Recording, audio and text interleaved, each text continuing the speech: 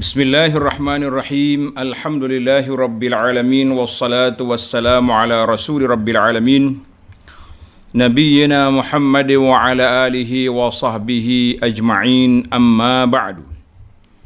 Muslimin dan muslimat, para jemaah, para penonton sekalian, kita teruskan perbincangan kita dalam kitab Hikayatun Fiqhiyatun. Hikayat-hikayat yang diambil daripada Nabi sallallahu alaihi wasallam.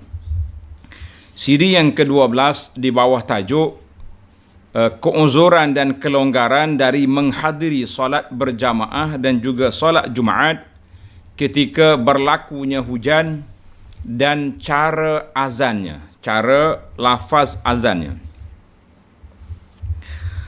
Hadis ini dikeluarkan oleh Imam Bukhari Muslim muttafaq alaih.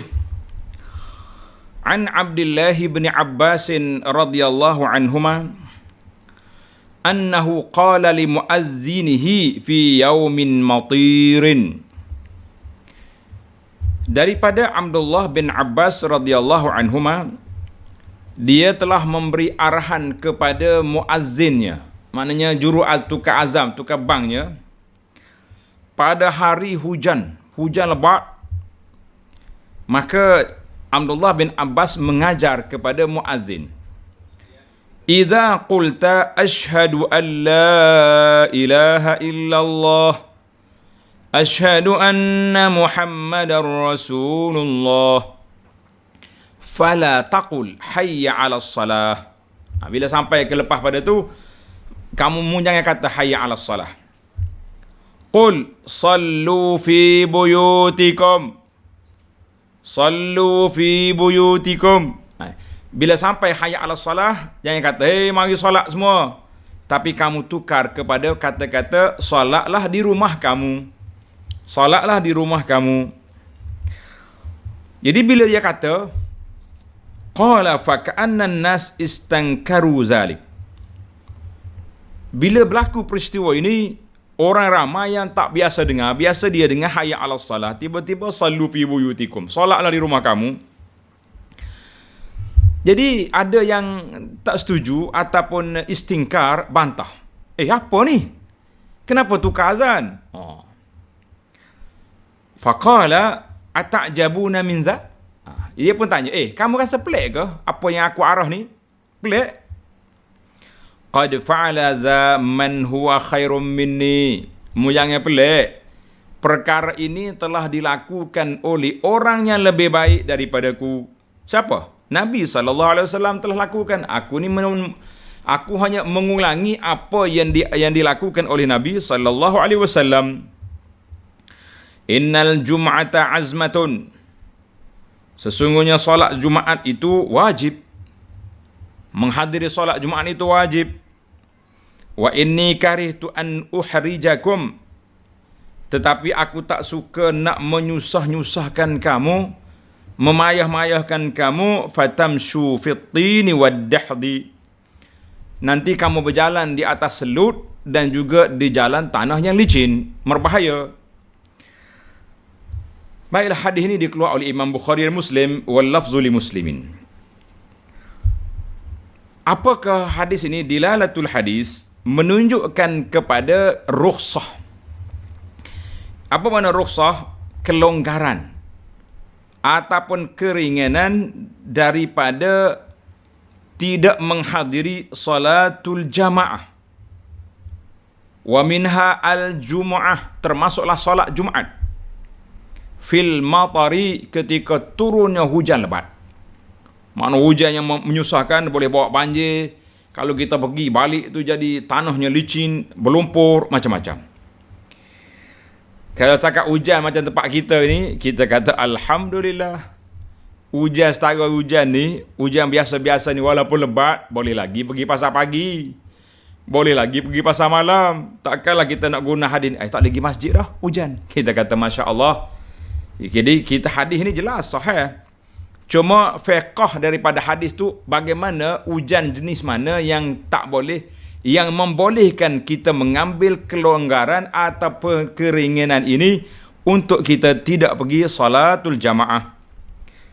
Tanda para jemaah sekalian, mana hadis ini dalil kepada kelonggaran itu, rukhsah. Dan juga dalil boleh ditukar hayya 'alas salah kepada sallu fi buyutikum. Ketika hari hujan yang menyebabkan orang nak pergi ke masjid sukar. Muslimin dan muslimat para jemaah sekalian, kita duduk di negara hujan. Saya namakan negara kita Malaysia ni Darul Matar, negeri selalu hujan. Kalau musim bulan 12 ni dipanggil hujung tahun ni musim tengkujuh di pantai timur tempat kita ni biasa. Kalau tidak memang tak boleh pergi solat dah kita kan. Tetapi hujan di Mekah, di Madinah, memang hujan dia kalau hujan lebat sekejap ya, kita boleh tengok banjir, kereta-kereta dah mula hanyut dan sebagainya. Mana suasana dia itu sangat berbahaya. Mungkin dengan sebab perparitan dia ke, mungkin dengan sebab ataupun zaman dulu, zaman Nabi SAW dulu pun kita duduk tepi-tepi bukit, airnya laju macam-macam, mana berbahaya, menyusahkan kalau kita pergi solat pada saat itu. Jadi untuk kita sekarang ni di Malaysia, kalau banjir dah, bolehlah kita gunakan perbuatan ataupun hujan terlalu lebat yang berbahaya, mana kita pergi itu berbahaya. Baiklah para jemaah sekalian, dalam kisah ini saya rasa sangat sesuai dengan suasana PKP yang kita lalui hari ini. Dan kita lalui hari ini, di awal PKP dulu kita dengar ada Bilal muazzin telah diarahkan sallu fi buyutikum, salatlah kamu di rumah kamu, sallu fi rihalikum, salatlah di tempat kediaman kamu. Pada masa itu menangis kita, nak pergi masjid tak boleh. Bilal mengarahkan supaya kita salat di rumah. Baiklah para penonton sekalian, insya-Allah kita cuba ambil 10 perkara dalam kisah ini.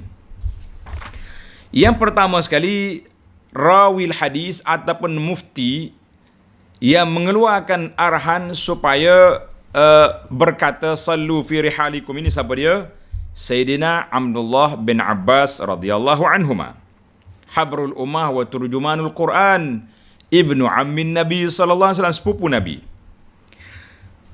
Maka Ibnu Abbas ni seorang sahabat yang rapat dengan Nabi sallallahu alaihi wasallam. Dia dilahirkan di Syekh Bani Hashim sebelum hijrah 3 tahun. Belum hijrah 3 tahun, maknanya dia sangat muda. Hijrah Nabi duduk di Madinah 10 tahun. Muda sangat dia. Di mana Syekh Bani Hashim ni, kalau tuan-tuan pergi Mekah sekarang ni, orang panggil Maulid Nabi ataupun Maulud Nabi. Kan ada bangunan selepas daripada kita pergi tempat sa'i Mas'a tu, ada bangunan tepi tu, perpustakaan Mekah, Maktabah Mekah itu sekitar tu, dia panggil Syekh Bani Hashim, tempat Nabi kena kurung oleh buah-buah Quraisy dulu. Dan dia telah berhijrah bersama dua ibu bapanya ke Madinah Munawwarah pada tahun pembukaan kota Mekah. Sanat Al-Fath. Mana lewat dah dia pergi tu. Kan dia Nabi kita pergi sebelum hijrah umur 3 tahun. Maknanya pembukaan kota Mekah pada tahun yang ke-8, 8-3, umur dia baru 11 tahun. Kan? Allahu Akbar. Kata Ibn Abbas, kuntu ana wa ummi minal mustad'afin. Aku dan mak aku termasuk orang yang lemah, mana tak boleh nak hijrah.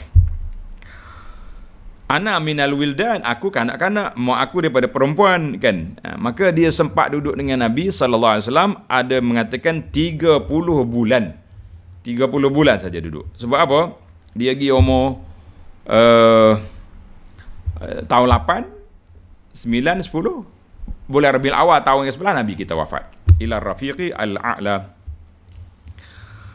Nabi pernah gosok atas kepala Ibnu Abbas dan doa, Allahumma faqihu fid din wa 'allimhu ta'wil, kan? Ya Allah, berikan dia kepahaman agama dan ajarkanlah dia tafsir. Panjanglah cerita dia Ibnu Abbas ni. Yang kedua, siapakah nama muazzin? Muazzin ataupun tukang bang yang telah diarahkan oleh Ibnu Abbas supaya berkata, apa dia? Sallu fi buyutikum. Siapa? Kata di para ulama pengkaji kita, lam a'thur, aku tak jumpa riwayat yang menamakan muazzin itu siapa. Wallahu alam. Yang penting bagi kitanya, kata-kata dia tu. Sallu fi buyutikum. Solatlah di rumah kamu. Ada riwayat kata sallu fi rihalikum. Solatlah fi rihalikum. Ar-rihal jam'u rahlin, sama juga. Di rumah kediaman kamu. Tak kira lah rumah dia tu daripada tanah ke, daripada batu, duduk dalam kemah dia. Yang penting, solat di tempat kamu. Di sini, dalam riwayat ini, kata-kata sallu fi buyutikum diletak di tengah-tengah azan. Ganti daripada hayya 'alas salah, kita kata sallu fi buyutikum. Ada riwayat juga ba'dal faraq, selepas selesai azan. Kita kata juga hayya 'alas salah, hayya 'alal falah. Kemudian Allahu akbar la ilaha illallah. Sallu fi buyutikum ala wa sallu fi rihalikum. Mana kita kata situ. Azan jamu jawab tapi solat di rumah. Ini kata di para ulama, yumkinul jam, boleh kita jamakkan. Di riwayat-riwayat itu menunjukkan harus sama ada kita kata di tengah-tengah azan ataupun kita kata selepas azan. Jadi anda dengar di awal-awal PKP dulu, biasanya muazzin ni kata di akhir azan. Lepas azan dia kata sallu fi buyutikum. Solatlah di rumah kamu. Jadi zaman kita hari ni dia panggil zaman Covid kan. Yang ada dalam riwayat ini apa dia? Yang ada dalam riwayat ini hujan, matar. Ni anda tengok satu video kawan kita hantar, ada seorang penceramah over sangat nak mempertahankan lockdown masjid ni. Oh, dia kata berlaku wabak zaman Nabi. Nabi suruh kata benda ni. Kita kata ya hati-hati ya para da'i, ya para pendakwah. Jangan jadi penglipu lara. Cek dulu riwayat-riwayat yang ada. Tak ada riwayat masa tu wabak. Yang adanya hujan. Ini seperti yang diriwayat oleh Ibnu Abbas. Jadi kita janganlah sewenang-wenang kerana nak menyedakkan para jemaah. Sudah ada wabak zaman Nabi. Nabi suruh solat di rumah. Kita mari pandemik, mari Covid solat di rumah. Tak. Kita nak kias kepada hujan ni tidak jadi masalah. Tapi jangan tukar riwayat yang tidak ada tu dijadi ada. Itu bahaya. Yang ketiga, orang tak setuju istangkarnas. Kan? Orang tak setuju kenapa begitu tukar kalimah ataupun menambahkan kalimah yang tidak didengari daripada Bilal melaungkannya kan. Sebagaimana mereka juga mengingkari orang tak pergi solat berjamaah atau berjumaat kerana hujan tersebut. Maka Ibnu Abbas radhiyallahu anhuma, alim habrul ummah wa turjumanul Quran, terus memberi jawapan ataupun penjelasan. Bukan aku buat bid'ah, lam yabtadi', bukan aku reka-reka suka-suka ya aku buat cerita sendiri, la. Wa innama huwa sunnatun anin Nabi sallallahu alaihi wasallam. Apa yang aku buat ni telah berlaku zaman Nabi hujan, Nabi suruh kata. Setelah berlaku fi hayatihi, berlaku di zaman hidup Nabi sallallahu alaihi wasallam, wa alimahus sahabah, fakana tashri'an, menjadi satu perundangan. Demikianlah juga telah diriwayat oleh Ibnu Umar dan juga Jabir bin Abdullah radhiyallahu taala an jami'is sahabah. Hadis mereka ada dalam Sahih Muslim bahawa perkara itu berlaku di zaman Nabi. Nabi sallallahu alaihi wasallam suruh kata sallu fi rihalikum. Tapi bukan zaman pandemik, bukan zaman wabak. Jadi para pendakwah hati-hati ketika menukilkan cerita-cerita. Jangan buat ikut sedak mulut yang nak sandarkan Nabi sallallahu alaihi wasallam, mentang ke dia ada pengikut, ada follower, ada YouTube, ada Facebook, lantak lah. Fakta biar jelas. Masyarakat boleh terima. Kalau tak terima pun kita nak pergi masjid tutup. Nak kata apa? Kan? Paling tidak pun ada AJK masjid yang tak pernah kita masuk, ataupun ada pengawal-pengawal yang membantu, rela, polis. Kita akurlah dengan apa yang telah ditetapkan oleh pemerintah. Yang keempat, alfazul azan mansus. Lafaz azan itu sudah jelas. Bahkan setengah kitab fiqh mereka telah menetapkan berapa kalimah dia ni. Ada kata 15 kalimah. Ada kata 19 kalimah. Yang khilafnya kat mana? Imam Abu Hanifah, Imam Syafi'i, Ahmad, ya. Dia kata apa? Tak boleh lagi kita tambah-tambah lagi lafaz azan, tak boleh. Tak boleh, jangan ditambah. Cuma khilaf tentang tarji'. Tarji' maknanya kita kata kuat, lepas tu kita lepas pada kita takbir, Allahu Akbar, Allahu Akbar. Kemudian kita kata perlahan pula. Allahu Akbar, Allahu Akbar. Itu dia panggil tarji'. Jadi khilaf itu sama ada 15 kalimat ataupun 19 berdasarkan kepada masalah tarji', beza di antara jumhur dengan mazhab Maliki. Yang pentingnya lafaz azan tak lari. Itu je lafaz azan yang ada. Adapun lafaz yang diriwayat oleh Ibnu Abbas ini khas yaumil matir, pada hari berlakunya hujan. Berlakunya hujan. Adapun tambahan-tambahan dalam kitab kita ni, dia tulis satu peristiwa yang berlaku di Mesir pada bulan Syaban tahun 791 Hijri. 791, yakni lepas daripada hampir 8 kurun selepas Nabi kita berhijrah, kan, berlakulah penambahan bila muazzin lepas daripada azan la ilaha illallah, dia selawat kuat-kuat dalam mihrab, dalam azan, Allahumma salli ala. Memang lapak selawat itu ada dalam riwayat yang sahih daripada yang dikeluarkan oleh Imam Muslim. Nabi kita sallallahu alaihi wasallam bagi tahu, apabila kamu dengar azan, hendaklah kamu jawab seperti muazzin kata. Kemudian selesai daripada muazzin selesai azan, kita pun selawat secara perlahan dalam diri kita, ya Allahumma salli ala Muhammadin wa ala ali Muhammad. Kemudian kita berdoa, Allahumma rabb hadhihi da'wati tammah, sampai ke akhirnya. Cuma Tuan Syekh ni kata di negeri dia di Mesir tahun 791 tu mulalah muazzin menambahkan lafaz azan, lepas pada habis azan dia selawat macam-macam. Kita kata itu penambahan yang tidak boleh. Para ulama pula tak berani nak menegur kerana takut kepada sultan, takut kepada enakmen negeri itu, ataupun mereka sendiri pun sudah lemah. Dari sudut sunnahnya tak berani nak kacau, kan. Zaman kita ini takut kawan-kawan masjid dan macam-macam.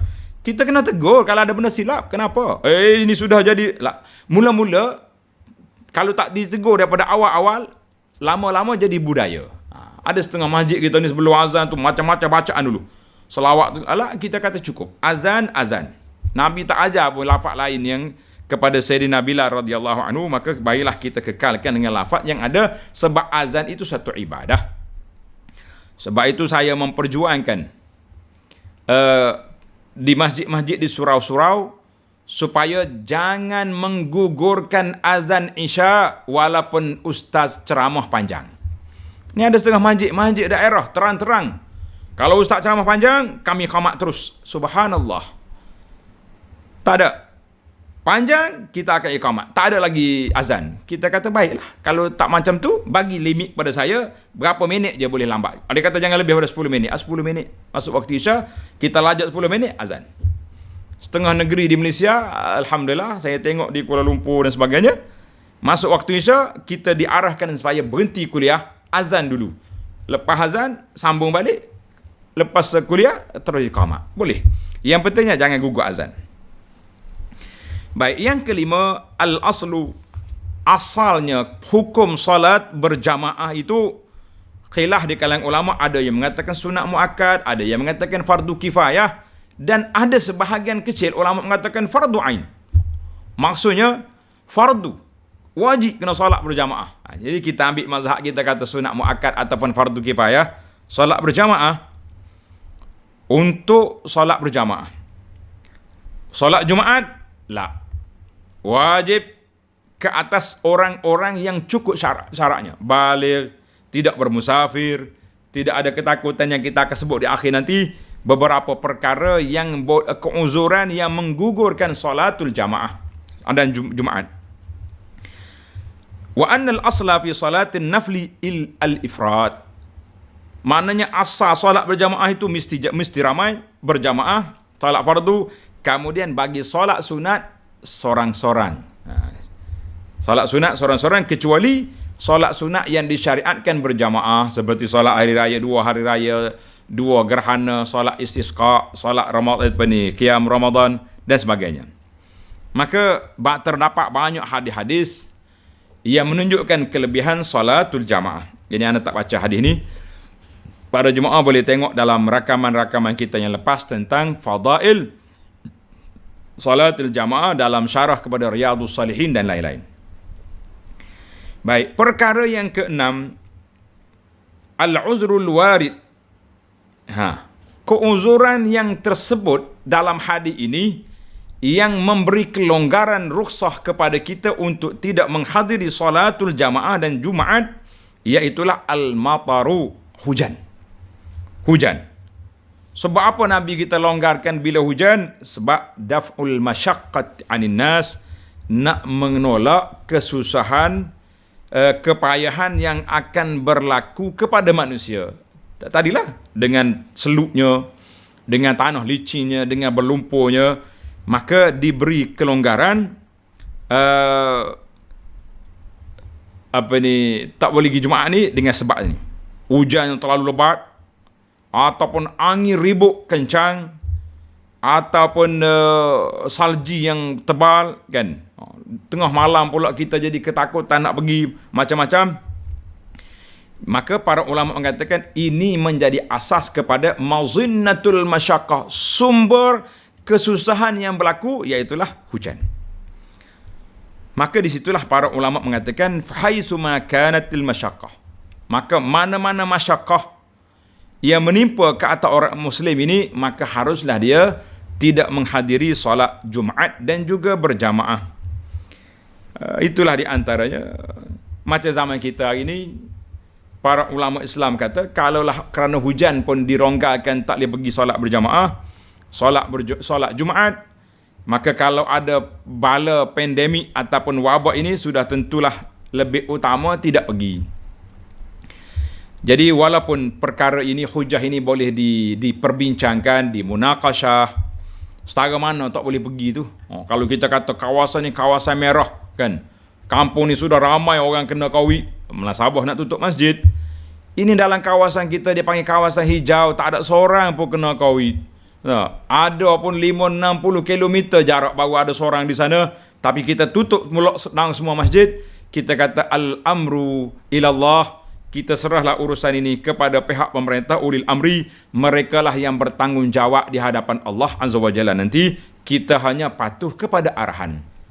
Sebab itulah bila ada orang mari tanya, satu kumpulan dia panggil kumpulan yang tidak percaya kepada COVID ni, anti vaksin ke konspirasi kan. Dia kata ustaz percaya juga. Saya kata saya tidaklah takut sampai begitu, tetapi saya lebih mentaati ulil amri dalam perkara ini supaya tidak timbul kecoh dan tidak menimbulkan keresahan di kalangan masyarakat. Mereka kata lockdown, kita tutuplah. Besok kita jawab depan Allah Azza wa Jalla, kami diarahkan oleh penguasa agama yang mereka ada otoriti. Kalau kami langgar, kami akan diambil tindakan. Maka lebih baik kami duduk di rumah mengikut arahan.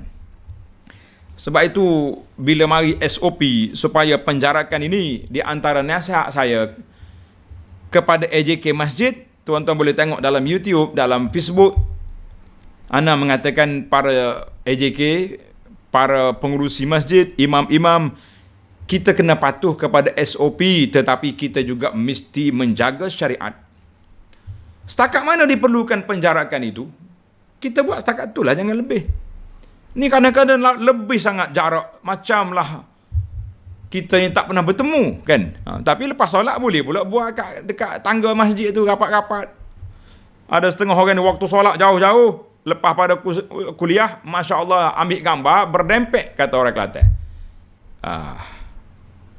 Kita kata asyakwa ilallah, kita serahlah urusan ini kepada Allah Azza wa Jalla. Yang pentingnya ini di antara masyaqqah yang dipegang oleh ulama-ulama semasa, mengambil fatwa masyaqqah kerana bimbang mudarat berjangkit. Wallahu alam. Baiklah para jemaah, yang ketujuh, sunnah Rasulullah sallallahu alaihi wasallam sangat jelas. Nabi kita sallallahu alaihi wasallam memberi kelonggaran dengan sebab ini. Nabi pernah beri kelonggaran dengan sebab ini. Maka tidak perlu lagi kita memperketatkan perkara yang diberi kelonggaran. Kan? Sebab itulah ulama khilaf tentang boleh tak boleh kita jamak solat kerana sakit, kerana uzur, kerana musafir. Itu majoriti ulama sudah setuju. Tapi dalam masalah sakit, boleh tak boleh? Jadi alhamdulillah para ulama kita mengambil pendekatan hadis yang dikeluar oleh Imam Tirmizi, hadis Ibnu Abbas, Nabi kita pernah jamak di Madinah tanpa hujan, tanpa musafir. Jadi orang tanya kenapa Nabi tak nak menyusahkan umatnya ketika memerlukan, ketika terdesak. Contohnya kita terpaksa kena jamak kerana sakit, contohnya nak buat pembedahan, kita nak bedah pukul 3 kan, dan kita dijangka sedar pukul 10 malam. Jadi kalau kita tak jamak zuhur dengan asar, maknanya asar tu sah dah, kita akan termiss, maghrib akan miss. Jadi kalau kita jamak takdim, kemudian pukul 10 malam nanti kita sedar daripada pengsan, daripada bius, kita boleh je jamak takhir maghrib dengan isya tanpa qasar. Jadi kita kata ada kelonggarannya, insya-Allah. Maka sunnah Nabi SAW, inna dina yusrun, agama itu mudah, tapi jangan mempermudah-mudahkan agama. Sewenang-wenangnya, suka-suka dia, yang nak jamak, nak qasar, ikut dia. Kita kata lah, semua ini telah dibahaskan oleh para ulama Islam dalam kitab-kitab fiqh mereka. Baiklah, bila timbul isu khilaf di kalangan ulama, maka kita para jemaah sekalian jangan mencela, jangan mencerca. Ini tidak ni perli-perli pula. Allah, konon-kononnya ulama-ulama kita ni, mufti-mufti ni digelari dengan nama ulama kerajaan lah, ulama vaksin lah, ulama COVID lah, macam-macam dia perli. Yang tak perlinya dia tu, yang tak mau pakai fatwa tu. Kita kata para jemaah sekalian, ingat baik, mulut kita ni biar beradab dengan para alim ulama. Tengok dalam masalah ini, apabila mereka tak setuju dengan Sayyidina Abdullah bin Abbas, mereka pergi tanya, kenapa buat macam ni? Ibnu Abbas menyatakan hujah dia, ini bukan aku yang reka, aku dah dengar perkara ini telah dibuat di zaman Nabi SAW. Jadi para ulama kita hari ini pun janganlah kita mencerca. Kalau kita tak setuju dengan fatwa mereka, cakaplah baik-baik kan. Ini tidak overly, buat main-main. Orang Kelantan kata nganyi, kita kata Masya Allah, Tabarakallah.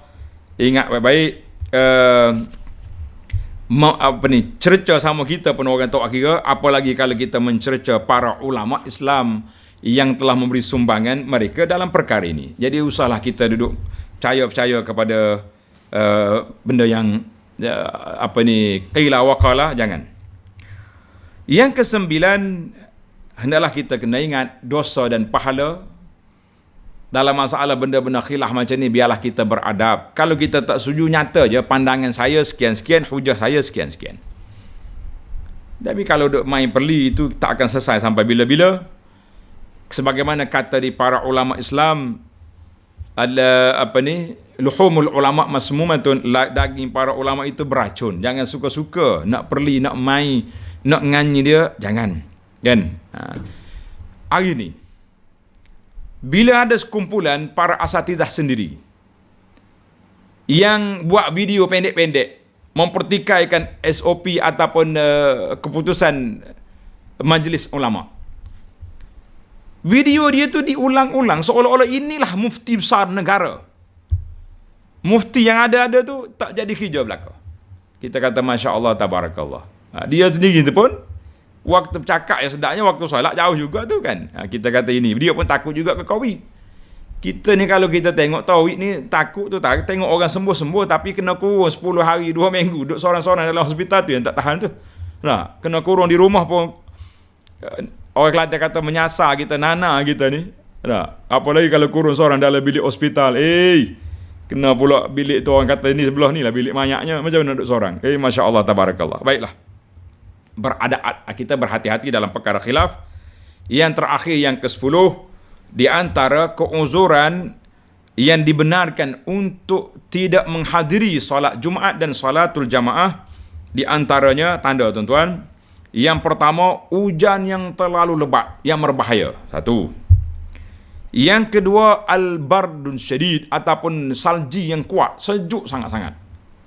Yang ketiga, angin yang kencang. Kalau kita begini takut, mungkin terbang kita dah. Yang keempat, panas yang terlalu dahsyat. Mungkin sampai 50 darjah Celsius kalau kita kata. Yang kelima, zulmah mana terlalu gelap, lampu tak ada, kita pergi berbahaya, jalan pun berbahaya. Yang keenam, seluk. Jalan tu berlumpur, nak pergi tu memang masalah. Sampai di masjid kain kita pun kotor, kan? Yang keseterusnya, al-marad, sakit. Nah, sakit tu kena nilai lah. Sakit mana tak ada pergi masjid? Kenapa tak pergi masjid? Sakit gigi. Sakit gigi, relax ya pergi masjid. Nah, apa susahnya? Duduk tepi dinding tu, dengar je khutbah. Kenapa tak pergi masjid? Sakit kaki, sepak batu, kan? Boleh je naik motosikal, pergi naik basikal pun boleh. Sakit tu kita kena nilai lah. Sakit yang macam mana. Macam kita hari ni, dia panggil sakit yang boleh membawa berjangkit. Musim COVID ni kita kata, di antara penyakit tak boleh pergi kalau kita ada sesama, kita ada batuk-batuk, janganlah pergi, kan? Itu masalah yang berlaku. Yang seterusnya, kita takut pada orang zalim. Kalau aku keluar rumah ni ada orang zalim nak tangkap. Hak ni hak menarik sekali ni. Takut kepada tuan hutang. Sudah. Kita pergi nak bayar hutang tak boleh. Tuan hutang duduk tunggu tepi jalan, aku nak tangkap dia di masjid, boleh tak pergi. Nak kata apa? Yang keseterusnya, orang buta yang tak ada pemandu ke masjid, tak ada pemimpin, qaid dia tidak ada. Dia nak pergi sendiri tak boleh, kan? Ada juga ulama mengatakan kalau bertembung di antara makanan dah siap dengan orang qomat, nak mana dulu? Kata kena makan dulu. Makan lepas tu pergi solat. Yang masalah kita ini bukan makan dulu. Memang kita tahu 15 minit lagi nak isyak. Yang kau pergi order makanan dekat restoran tepi masjid tu kenapa? Ini memang tak nak pergi. Ini perangai juga ni. Yang keseterusnya, mudafa'atul akhbathaini, orang yang tak tahan nak buang air kecil atau besar, pergi buang dulu. Kalau tak sempat, nak kata macam mana? Dan kalau kita pergi solat pun dia kata makruh. Sebab apa? Sebab kita tak khusyuk. Itu di antaralah contoh-contoh ringkas beberapa perkara. Saya tambah satu lagi, apabila arahan pemerintah yang Muslim yang beristihad bahawa musim Covid ini tak boleh pergi kerana takut berjangkit, maka menjadi keuzuran bagi kita, tak payah pergi solat Jumaat, tak boleh pergi solat Jumaat. Kita serahlah urusan mereka ini, ijtihad mereka kepada Allah Azza wa Jalla. Bagi kita gugur. Ataupun orang yang telah dipakaikan gelang warna pink tu. Ashabul pinki. Nah, orang pakai gelang pink itu juga termasuk dalam uzur. InsyaAllah tamatlah kisah kita yang ke-12, kisah Ibnu Abbas mengarahkan sallu fi buyutikum. InsyaAllah kita sambung lagi kisah yang ke-13 dalam siri yang akan datang. Subhanakallahumma wa bihamdika asyhadu an la ilaha illa anta astaghfiruka wa atubu ilaih. Wa sallallahu ala nabiyyina Muhammad wa ala alihi wa sahbihi ajma'in. Walhamdulillahi rabbil alamin. Wassalamu alaikum warahmatullahi wabarakatuh.